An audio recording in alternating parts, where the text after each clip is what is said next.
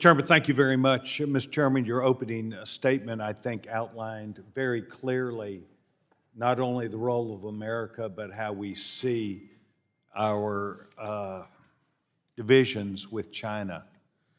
In my opinion, and I would like to ask your opinion, I believe that evidence abounds that China has a plan that we saw, or at least I saw as early as 1996 with Johnny Chung. And that was to come and disrupt not only American commerce, but to influence policymakers, meaning the White House. I think that China's views abound and that we already see exactly that they not only have a plan, but they intend to counter and compromise the United States of America. My question, I could check to Mr. Willems or Mr. Lorber. What about us looking at this on a comprehensive basis as opposed to seeing the 50 or 60 different points that China is countering, not just the United States, but freedom and capitalism? How do we go and develop this? Because we saw what President Trump did. He took on the Chinese. Successful or not, I think it highlighted we have a problem.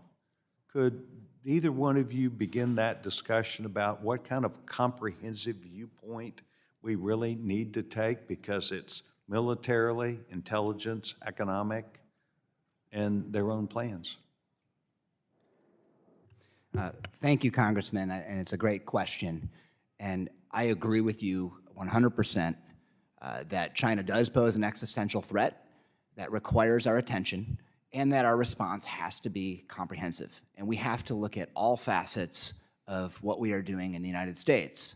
And that does include some of the things that this committee is focused on in terms of cracking down on problematic capital and technology flows. But it also requires us to be offensive. And when we close down markets for our companies, we need to open up other markets for them.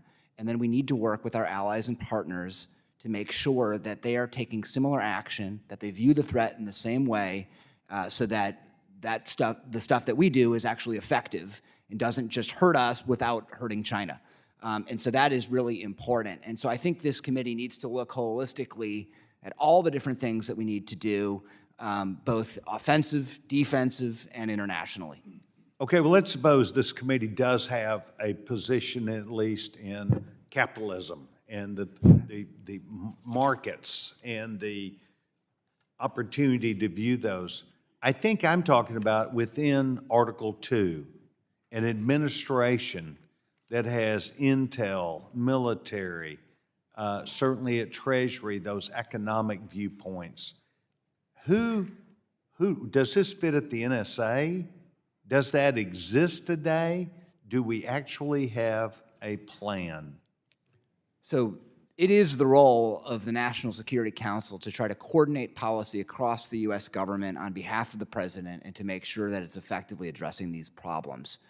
I think that we have tried very hard to come up with a strategic plan here. And I think that the Trump administration and then the Biden administration as well has been focused on China. I don't believe that the current administration's plan is comprehensive enough. And one of the areas where I do think that they're falling short is with respect to trade.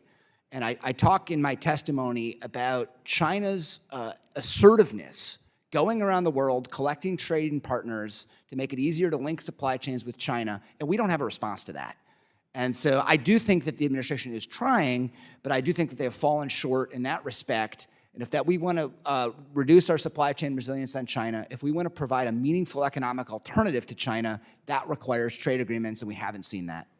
I think what you said is very interesting. I watched over the last few years Millennium Challenge Corporation as it placed economic advantages to countries that we wanted to help build their economy, the free market and the rule of law. And the Chinese simply glommed on around them with their own plan. And so I hope that we push this committee appropriately to push the administration, to push this Congress to do exactly what we talked about, a comprehensive plan. I want to thank each of you. Mr. Chairman, I yield back my time.